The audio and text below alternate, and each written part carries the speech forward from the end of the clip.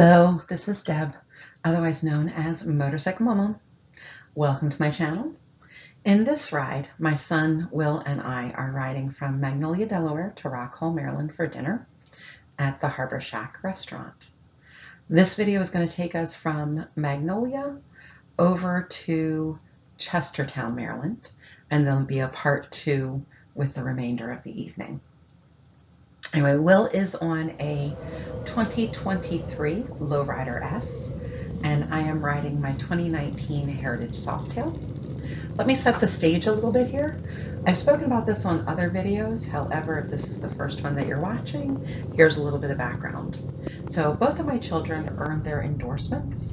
Also, both of them have had dirt bikes and raced hare scrambles and motocross as kids. My son was 10 and my daughter was 6 when they each got their first dirt bikes. I had my first mini bike at 4 years old. I bought my oldest grandson his first dirt bike at age 4. My ex-husband spent countless hours wrenching on bikes and my quad, transporting bikes, and working with the kids for them to become better riders and overcome challenges back in those days. We also enjoyed going into the Pennsylvania mountains and trail riding whenever we could.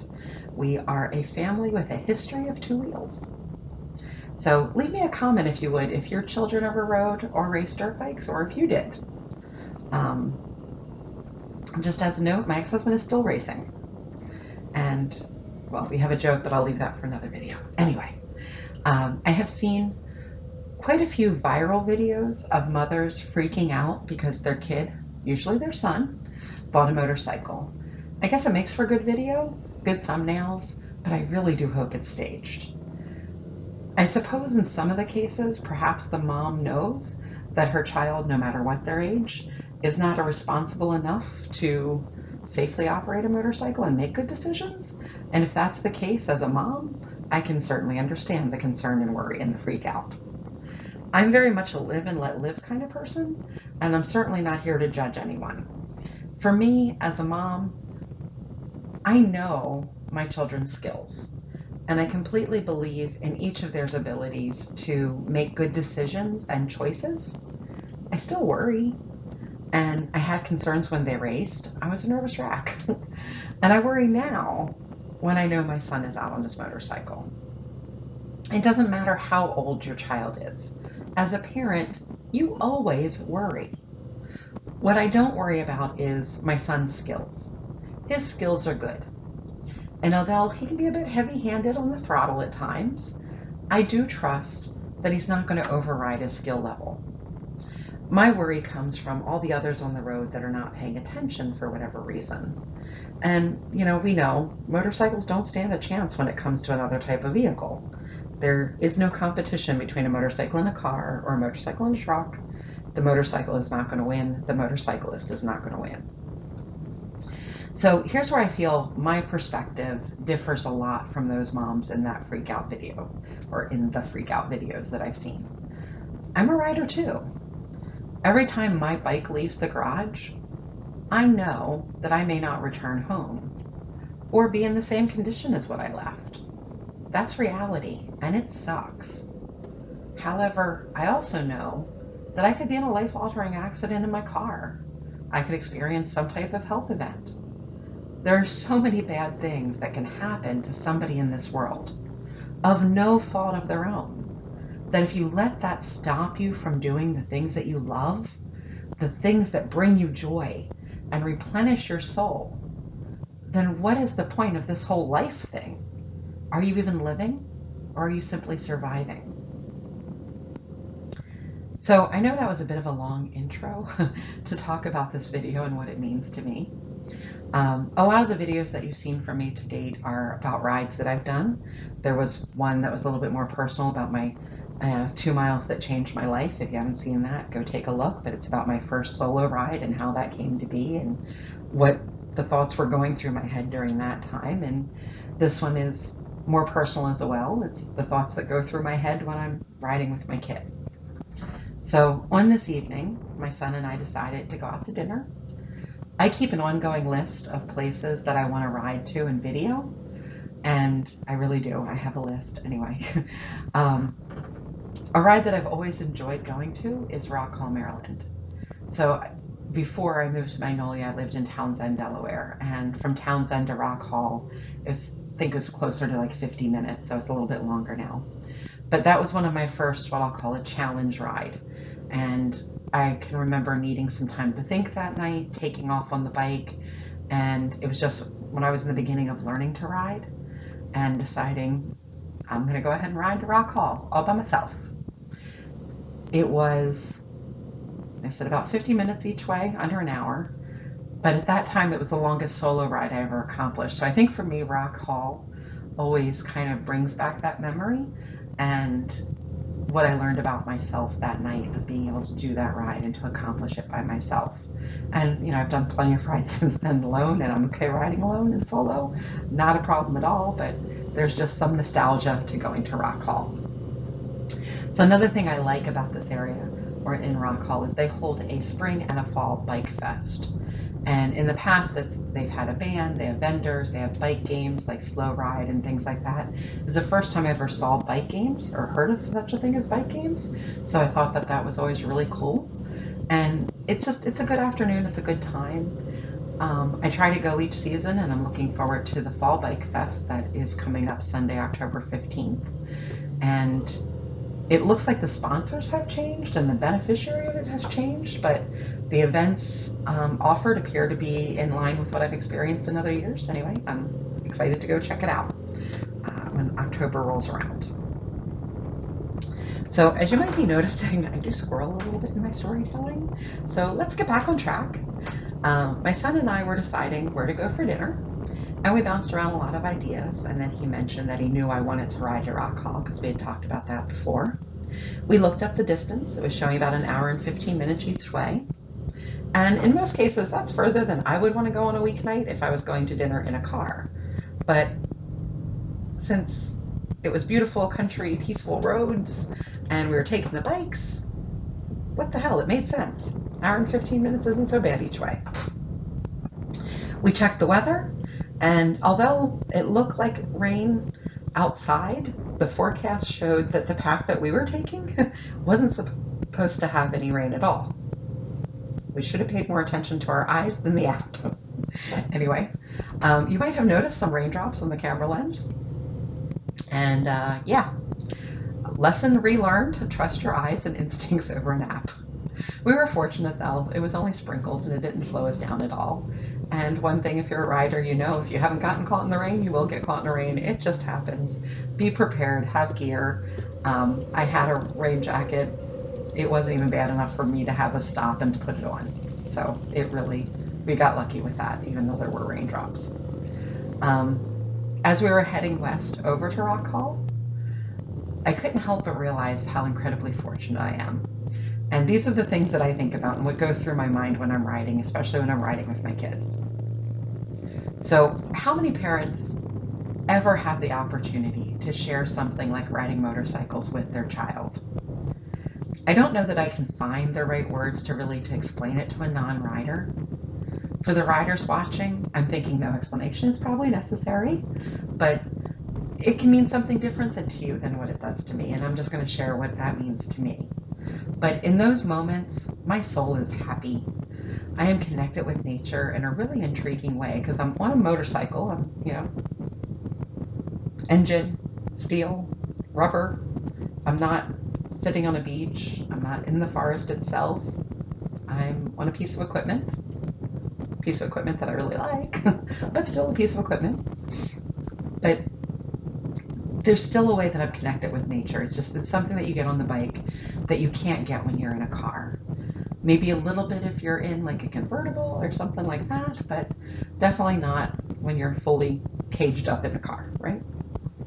So I'm going to try to explain it. To me, it's like the shadows that are casted onto the roadway from the trees. It's almost like they're playful as we ride through them. And the sun is sneaking through the leaves to brighten sections of the roadway. So you get that difference between the shadow, the light, and the dark of that. It's almost as if they're dancing. And then you're going past places that have these beautiful, well-manicured lawns. Some maybe not so much. You have the pastoral farms that just, they look almost like a postcard. Open cornfields, bridges over creeks and rivers. And all of that is just so much more engaging from the seat of a motorcycle. The air feels cleaner, more refreshing, and energizing as one breathes in life and exhales to release the stress and worry of the day. A new balance begins to wash over your body, your mind, and your soul, and we're refreshed, rejuvenated, revigorated, and that life balance begins to slowly be restored. That's the best way that I can kind of describe what it feels like to be on a motorcycle for me. And there's times, like I said, the fresh air and the clean air. Sometimes it's not the best, the most what's my word there? Aromatic smells that you get, especially when you're out in the country. But it's just one of those things that lets you know you're alive, and that's okay too. So anyway, I'm scrolling again. So yes, I am always concerned when my son is riding and when I am riding. But how could I ever deny another human being, another soul, that level of joy? Especially one that I love unconditionally and that I brought into this world. To be able to ride next to him, or in front or in back, depending on what our configuration is, and knowing that he is making many of the same observations that I am, that his mind is processing and releasing stress and restoring balance to his core being, I could never ask or expect him to deny himself these experiences. Yes, I will pray for his safety, and I will worry, but I will also celebrate with the knowledge that he has an outlet to release negativity and to refresh his mindset. I recently did a short video with the quote, "The wind blows all the negativity right off of you." And it really does. I loved that quote. When I saw that, I knew I had to do a short about that because it's just absolutely perfect. Listen to that again. The wind blows all the negativity right off of you. Perfect, right? Anyway. All right. When Will, my son, decided to get another bike, he went and looked at a few that I wasn't able to go along with him, though I did have an invite, at least for the one trip. Just schedules didn't work. And the day that he found the bike that he would end up buying, I was there. His sister was there. It was a family event. The day he picked the bike up, even more of us were there supporting him in his choice. I can't imagine it being any other way. As a mom side note, I was thankful that he didn't get to take the bike home the day that he bought it, because he was having different pipes put on it and some other things, so it had to stay there for another week. But the only reason, it was really hard for him to sign the paperwork, spend that amount of money, and ride home in the car. Leaving that bike behind, it felt like you were leaving a part of yourself behind for him. But I was thankful that that's the way it worked, but only because it was February. It was really cold. It snowed during his test ride. And the ride home from the dealership was almost 2 hours, and it involved going over the Bay Bridge. So forgive me for not wanting my kid to ride a new motorcycle that he wasn't accustomed to home in the snow.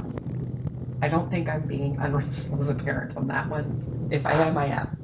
Anyway, yes, my adult kids can still stress me out from time to time, but I say that's only because they were raised to have minds of their own and their own thoughts and goals and such. And as a parent, I want to keep them safe. I want to keep them in a bubble and just protect them, but they can't live their life if I keep them in a bubble. And that's been a really hard lesson for me to learn. I still struggle with it, I'm not gonna lie. But as a parent, my intention was to raise my children to create their own lives as adults.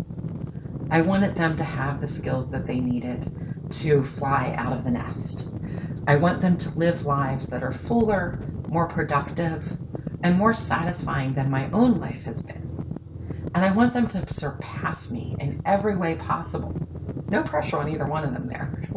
I'm setting the bar, I don't know if that's really high or not, to be better than me, but still, I want them to be better than me. But again, no pressure. So the reality of this is, though, that sometimes when you raise strong kids, they do things that make you worry, that push comfort levels and expand your own mind. And I'm going to challenge you all the same as I challenge myself. Embrace it. Grow from it. Our children probably teach us as much, if not more, than what we have taught them over the years. A topic for another time, another video, is the joy of watching the payback of grandchildren. If you have grandchildren that remind you of your children and you get to sit back and watch that interaction, it can be very entertaining and quite satisfying. And maybe that's wrong of me too. But anyway, in the next video, or the part 2 of this, I'm also going to talk about one of the other things that my son just did, talking about, pushing comfort zones and them stressing parents out.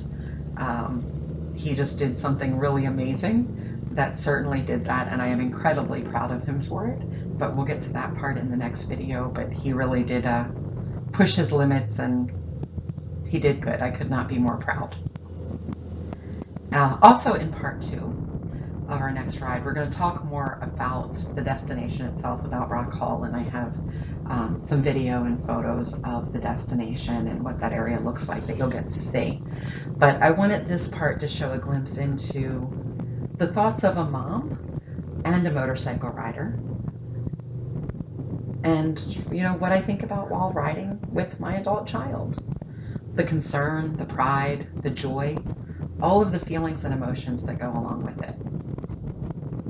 I can imagine that for a parent that does not ride, this is probably one of the scariest things in the world, is to see your child on 2 wheels with an engine, and they're playing in traffic. Even more frightening than the first time that you took the training wheels off of their bicycle, held onto the back of the bike, running next to them until you let go and watch them ride off all on their own. And seeing them on a motorcycle and doing that where you have no control, it's terrifying. But I would ask that you try to understand that they get something out of that experience that makes the risk worth it to them. And I hope that they do everything possible to be safe on the road, and that they use and all of those things, but know that they love and cherish every moment of time that they have in the seat. Be proud of them for doing something that replenishes them and makes them happy. And then, of course, if you're a praying person, say a prayer as well, and make sure that when you're on the road that you're watching out for all riders, because we are all someone's child, perhaps someone's parent or spouse. Help to make the roads a safer place for all riders. And thank you for listening and allowing me to share my thoughts with you. I do truly appreciate it. Leave your comments. Let me know if you ride, if you have adult children that ride and how you feel about them riding, or if your children are still young, how would you feel when they get older if they decide to buy a bike? Are you going to be the parent that's freaking out, or are you going to be the parent that's going to the dealership with them and, making sure that that they have the skills to do this as safe as possible? Also, please, if you enjoyed this video, hit the like button, and really important, please, please, please, hit the subscribe button. It doesn't cost you a thing, but it will really help out the channel. And thank you again, and until next time, keep life shiny side up.